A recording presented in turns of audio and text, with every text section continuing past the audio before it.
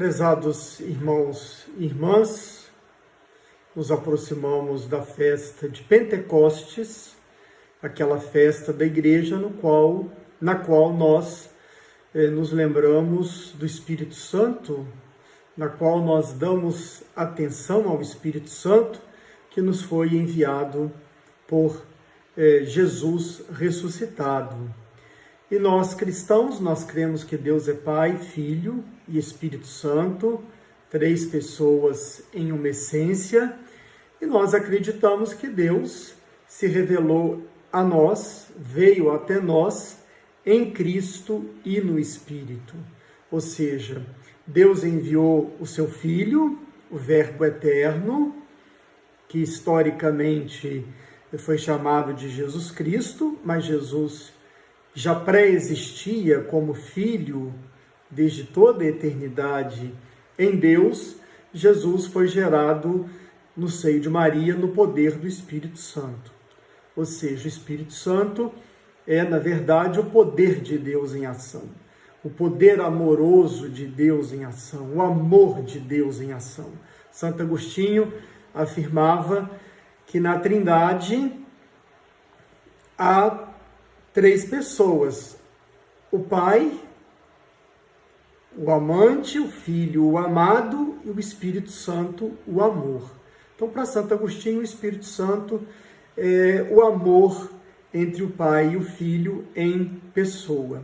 É o Espírito Santo que fecundará o seio de Maria, o Pai fecundará o seio de Maria no poder do Espírito Santo, e ela vai gerar, portanto, o seu Filho, Jesus Cristo. Então, o Pai de Jesus é o próprio Deus, Deus Pai, e o Espírito Santo é a força geradora de Deus em Maria, que a faz estar, então, grávida do próprio Deus, gerando o seu Filho em nossa humanidade e para nós.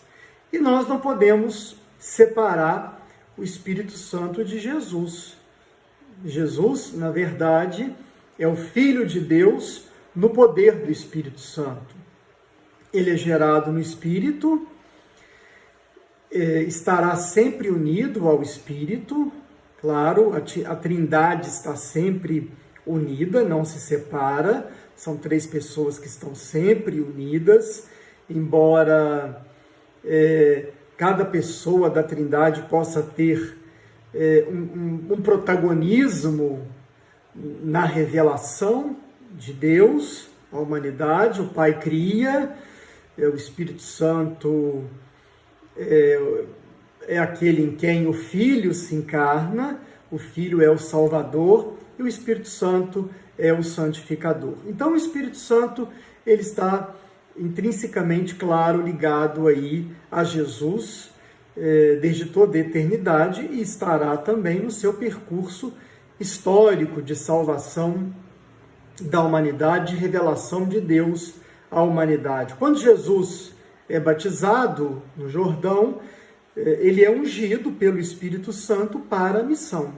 Jesus já estava unido ao Espírito, mas nesse momento o Espírito Santo unge Jesus para que ele realize a missão que ele recebeu do Pai, a missão de ser o Filho de Deus na nossa condição humana e de ser o Messias Salvador.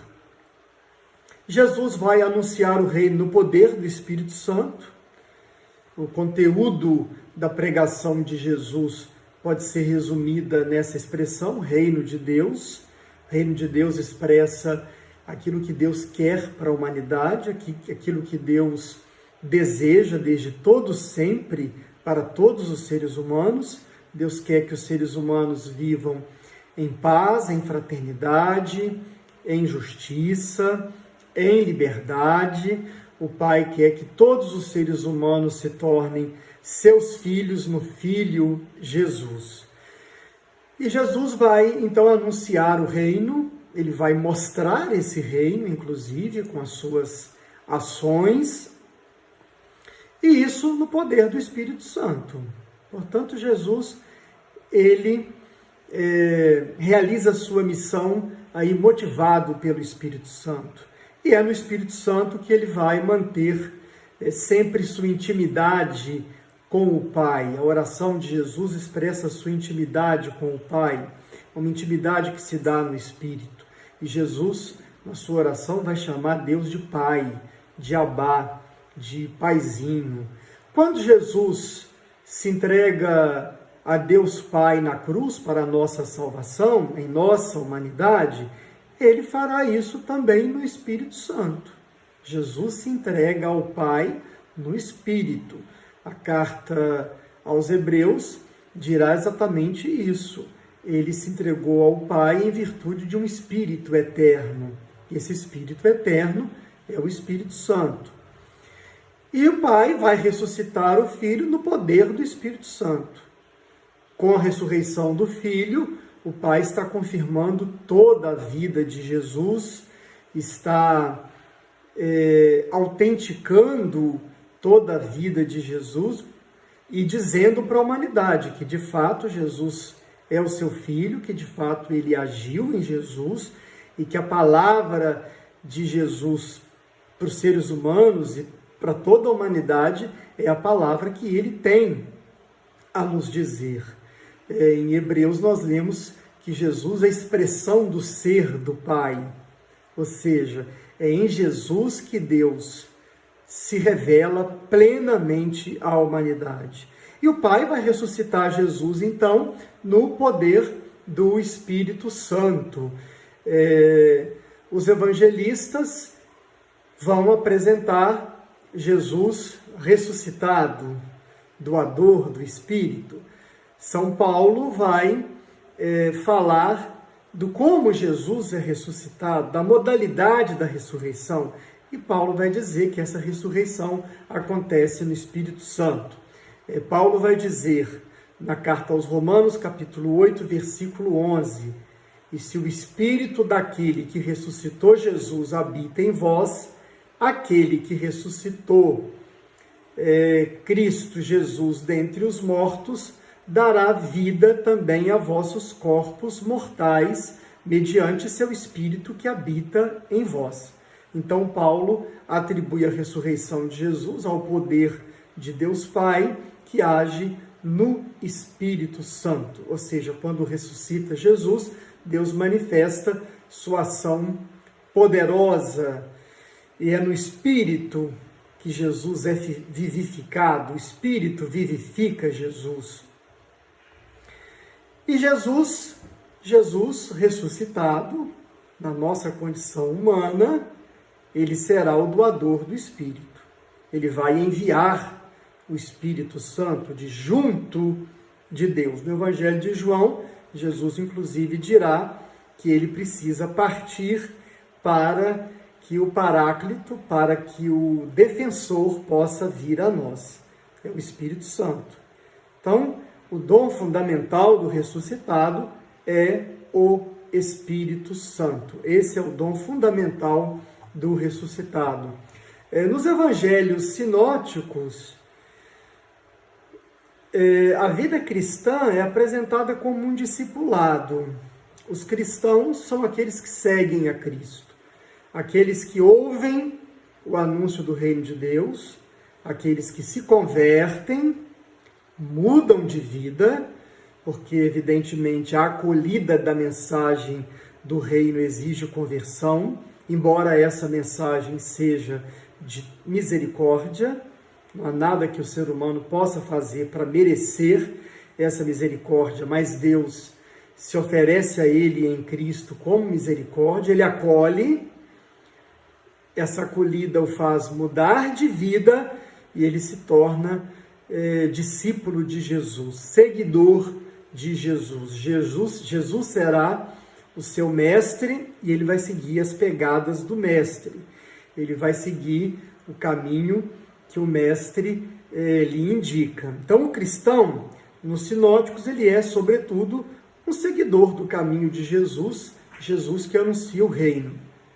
São Paulo, ele vai apresentar a vida cristã, claro, também como segmento, mas aprofundando, por assim dizer, o significado do segmento, porque Paulo ele dirá que o mistério pascal dá um sentido à existência cristã. E Paulo vai utilizar a expressão, a fórmula em Cristo, para acentuar, então, a novidade da vida cristã. A existência cristã para Paulo, em decorrência do mistério pascal, é uma existência em Cristo. E aí Paulo tem muitas expressões, ele fala de vida no Cristo, de riquezas possuídas no Cristo, de uma sessão no céu com Cristo, em Cristo, e na raiz dessas expressões que São Paulo utiliza, nós vamos descobrir que Paulo, na verdade, está dizendo que o cristão vive uma comunhão de ser com o Cristo. Ou seja, o cristão é em Cristo. Ele dirá, se alguém está em Cristo, é uma nova criatura. E o efeito dessa comunhão entre o cristão e Cristo é uma partilha de vida com Cristo. Uma partilha, de vida com Cristo. E Paulo, inclusive, vai relativizar, as diferenças entre os seres humanos a partir dessa novidade, o estar em Cristo. Paulo dirá, na sua carta aos Colossenses, não há mais grego e judeu, circunciso e incircunciso, bárbaro, cita, escravo, livre, mas Cristo é tudo em todos. E dele mesmo ele dirá, já não sou eu que vivo, mas é Cristo que vive em mim. Então Paulo ele vai mostrar que existe entre o cristão e Cristo uma comunhão de ser que atinge também o nível ético, operativo, porque o cristão é chamado a expressar o Cristo que foi expresso nele. Agora, o Cristo que é expresso no cristão, ele é expresso pelo Espírito Santo, porque o Espírito Santo, no nosso batismo, nos configura a Cristo. De modo que a vida cristã, ela é uma existência em Cristo desde o Espírito. Paulo dirá que Deus enviou aos nossos corações o Espírito Santo. Ele diz isso em Gálatas, capítulo 4, versículo 6, aliás. Então são dois hóspedes do cristão, mas cada um tem uma presença própria. Paulo diz, não sabeis que sois templo de Deus e que o Espírito de Deus habita em vós? Não sabíeis que o vosso corpo é templo do Espírito, que está em vós e que recebestes de Deus? Essas fórmulas, então, em Cristo e no Espírito, traduzem para nós o que significa a vida cristã. O Espírito faz o quê? Nos une a Cristo, nos configura a Cristo, nos faz participar da salvação que Cristo nos trouxe, da salvação que Cristo é para nós. O Espírito Santo nos filializa, porque ele nos faz participar da filiação de Jesus. Nós somos, os cristãos, filhos no Filho. E Paulo, inclusive, afirmará, quem não tem o Espírito de Cristo não pertence a Cristo. Só quem possui o Espírito pertence realmente a Cristo. Então a vida cristã tem esses dois princípios, Cristo e o Espírito. O Espírito opera no cristão no poder do Espírito. O mesmo Espírito no qual Jesus foi gerado, o mesmo Espírito no qual Jesus realizou a sua missão, no qual ele foi ressuscitado, é dado a nós, para que nós possamos ser incorporados a Cristo e para que nós nos tornemos membros da Igreja, o corpo de Cristo. O Espírito Santo, em quem Jesus foi gerado, gera em nós Jesus. Portanto, a existência cristã é a acolhida da graça de Deus, e a graça de Deus é o próprio Deus se dando a nós no Filho e no Espírito. Não podemos coisificar a graça. Podemos pedir graças a Deus, mas coisificar a graça não podemos. Por quê? Porque a graça é o próprio Deus se dando a nós, no Cristo e no Espírito. A graça de Deus é o Espírito Santo em nós. O conteúdo dessa graça é o Espírito Santo. E é à luz, então, do que nós estamos dizendo, que nós podemos entender a vida de Santa Teresa. Essa grande monja, fundadora das Carmelitas Descalças e dos Carmelitas, uma reformadora da Ordem do Carmelo, que já existia na Igreja e que viveu há mais de 500 anos atrás, mas cuja experiência de Deus e cuja doutrina ainda nos iluminam muito. Então, Santa Teresa fez uma profunda experiência de Deus. E nessa sua experiência de Deus, que é uma experiência mística, a experiência mística é esse encontro com a realidade última. Santa Teresa se encontra com essa realidade última em Cristo. É um encontro que, por assim dizer, acontece por uma graça de Deus. É um encontro que ultrapassa qualquer reflexão, né? Qualquer explicação, embora, claro, nós podemos explicar depois essa experiência com as categorias espirituais, teológicas, mas é uma experiência de um encontro, por assim dizer, imediato com Deus, não produzido pela pessoa.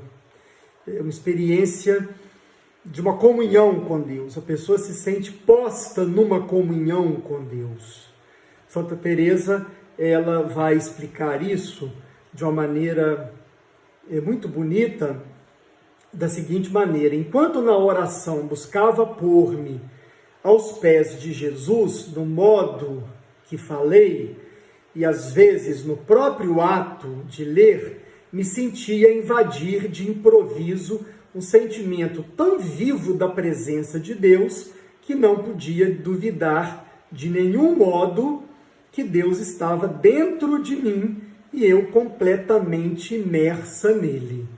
Santa Teresa, durante a oração, que Santa Teresa dirá que a oração é o modo que nós temos para intensificarmos a nossa relação com Deus. Ela vai comparar o ser humano com um castelo interior. Dentro desse castelo mora o próprio Deus. E para a pessoa se encontrar com esse Deus, ela tem que entrar pela porta do castelo. E a porta do castelo é a oração. Então, a oração é o meio que temos à nossa disposição para nos encontrarmos com Deus. Claro, Jesus se faz presente nos sacramentos, na Eucaristia, mas se nós queremos um encontro consciente com Deus, nós temos que buscar na oração. A própria presença de Jesus na Eucaristia se dá também através da oração, né? A grande oração da Igreja é a oração eucarística, através da qual Jesus, no seu mistério pascal, se faz presente. Mas o mais importante é que Santa Teresa, ela, de improviso, se sente totalmente imersa em Deus, ao ponto de dizer, não se pode duvidar que ali está o Deus vivo e verdadeiro. Não se pode duvidar que ali está o Deus vivo e verdadeiro. A experiência de Santa Teresa é uma experiência que tem uma característica cristológica. Claro, Jesus, ele é a plenitude da revelação de Deus, a plenitude da salvação de Deus. Ele é o cume da história salvífica e reveladora de Deus à humanidade. Então, o encontro de Santa Teresa com Deus é o encontro com Jesus, que se dá no Espírito Santo. E o que Santa Teresa experimenta é que ela, através da oração, por uma graça de Deus, é claro, de Cristo, ela é transformada em Cristo. Então, a experiência de Teresa, ela é a realização mística do batismo. Porque no batismo nós somos transformados. No batismo nós somos introduzidos no mistério pascal de Cristo. O batismo cria uma comunhão de vida que toca o nosso ser mais profundo, uma comunhão de vida com Cristo. E isso acontece pelo Espírito. Essa é a graça de Deus. E Teresa vai experimentar isso de maneira mística. Então, o Espírito Santo, aquele que Jesus envia ressuscitado desde o Pai, tem essa missão, como diz João. Primeiro, a missão de nos conduzir à plenitude da verdade, ou seja, a missão de nos conduzir sempre à verdade de Jesus e a missão de nos ajudar a ir interpretando essa verdade de Jesus na nossa história. O Espírito Santo nos faz recordar a vida de Jesus, o que ele realizou, o reino que ele pregou. O Espírito Santo nos ajuda a atualizar esse reino através da nossa vida, através do nosso testemunho. Pelo batismo, somos todos discípulos missionários, vai dizer o Papa Francisco. O sacramento que nos introduz em Cristo e na Igreja de Cristo é o sacramento do batismo, que é o sacramento fundamental da nossa fé. Então, o batismo nos transforma em Cristo, mas o Espírito Santo vai nos ajudar a, de fato, ir nos tornando durante a nossa vida aquilo que somos em Cristo. Então, ele nos recorda Cristo, ele nos leva a Cristo, ele nos faz interpretar Cristo e a sua mensagem para o mundo de hoje. A experiência mística que Santa Teresa vive é um dom do Espírito. É um dom do Espírito. Ela é mergulhada numa relação toda particular com Cristo no Espírito Santo. E ela tem uma imagem simbólica muito bonita para falar dessa transformação que ela experimenta em sua vida. Essa fala de Santa Teresa, essa explicação de Santa Teresa, ela faz através de um símbolo, de um símbolo muito bonito, que é o símbolo do bicho da seda que se transforma em borboleta. Nós encontramos essa descrição simbólica de Santa Teresa nas quintas moradas do seu livro Castelo Interior. E eu vou ler e comentar, porque eu creio que essa passagem de Santa Teresa nos mostra muito bem o lugar do Espírito Santo na sua vida e, podemos dizer, na vida cristã. Embora a experiência de Teresa tenha sido uma experiência mística, Mas todos nós cristãos somos chamados a fazer essa experiência de Deus em Cristo.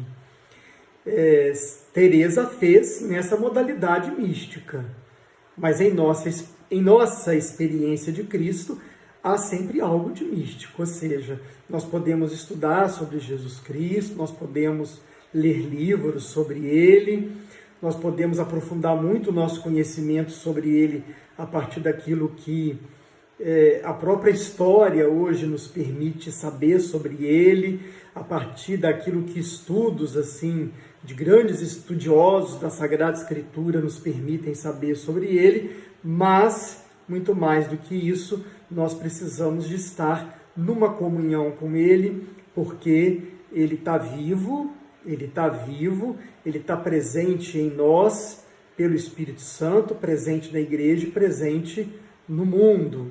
Portanto, nós estamos numa comunhão com Cristo, comunhão que vivemos na sua expressão mais plena quando nós celebramos a Eucaristia.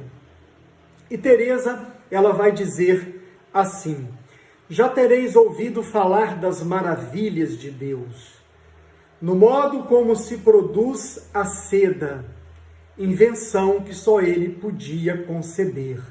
Como se produz a seda? O bicho da seda produz a seda. Contaram-me, nunca o vi, ela nunca viu, ela soube do bicho da seda. A alma figurada pelo bicho da seda, alma para Santa Teresa é o ser humano na sua dimensão transcendental, na sua dimensão interior, ou seja, o ser humano não pode ser reduzido à sua dimensão material, ele tem uma dimensão transcendente, e essa dimensão ela pode ser explicada com esse termo alma.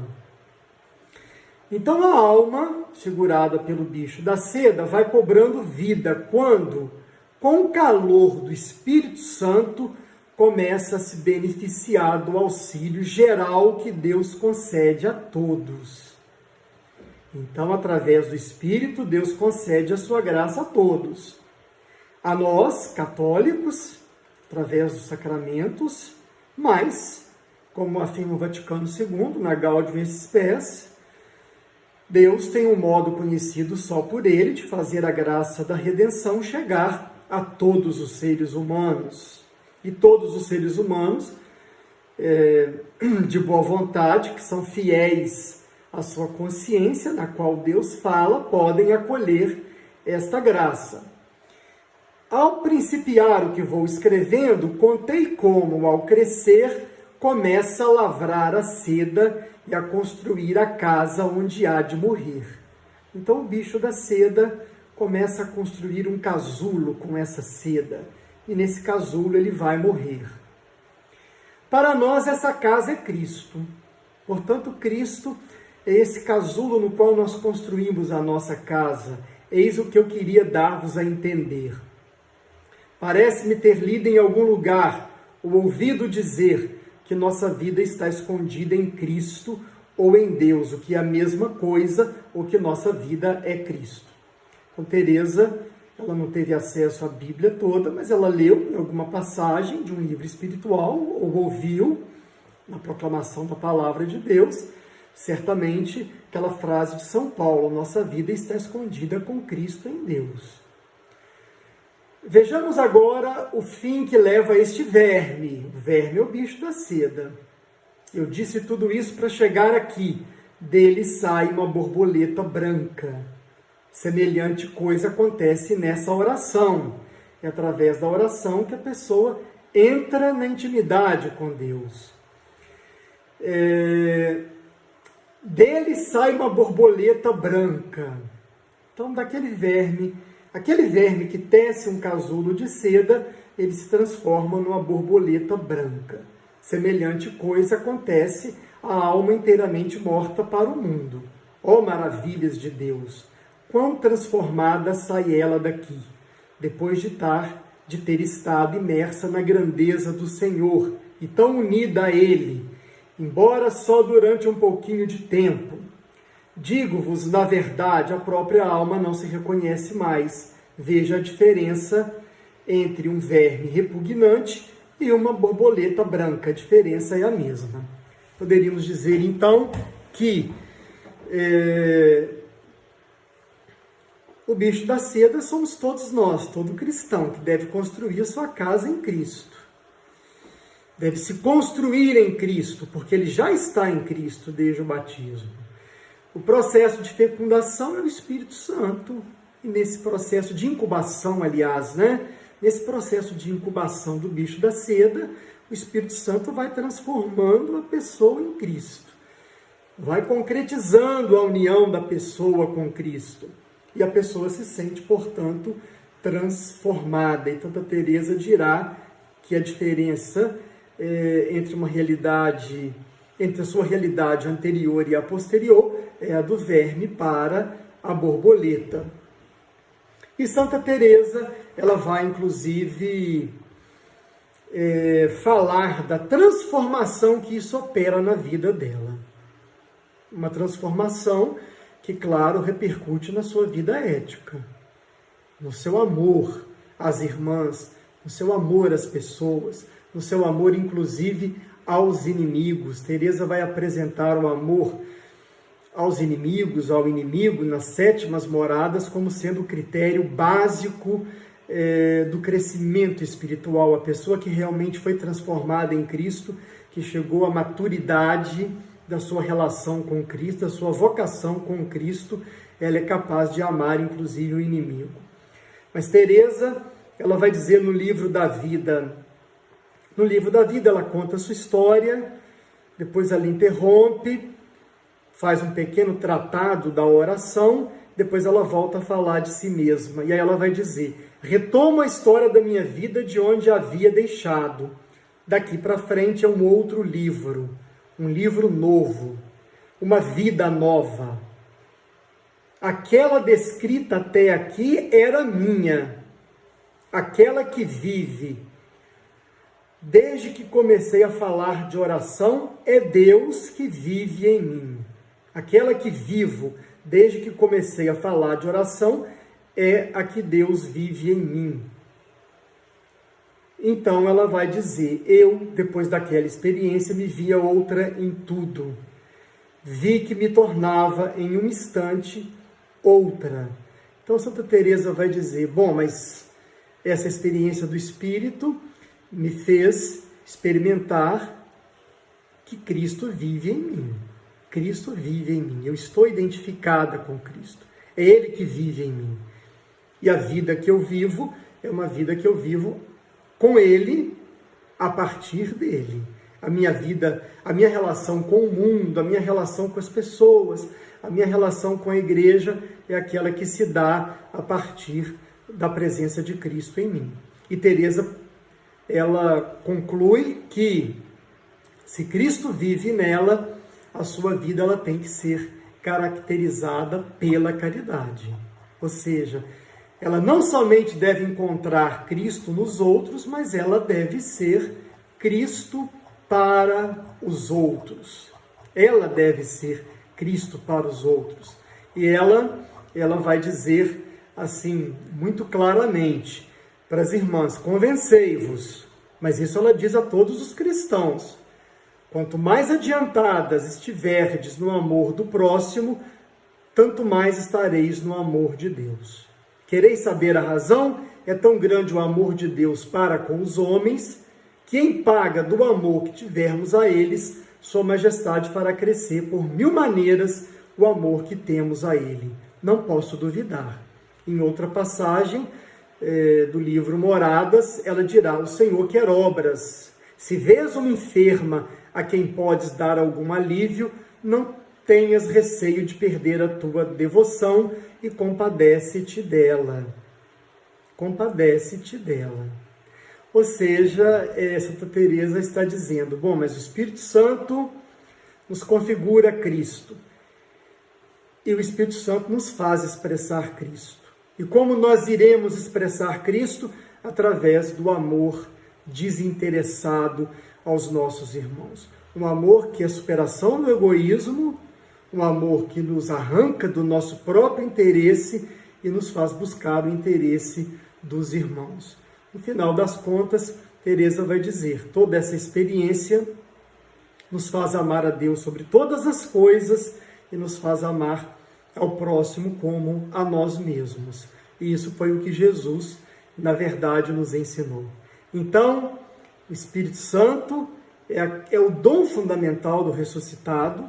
Ele foi dado a nós para que ele nos transformasse em Cristo.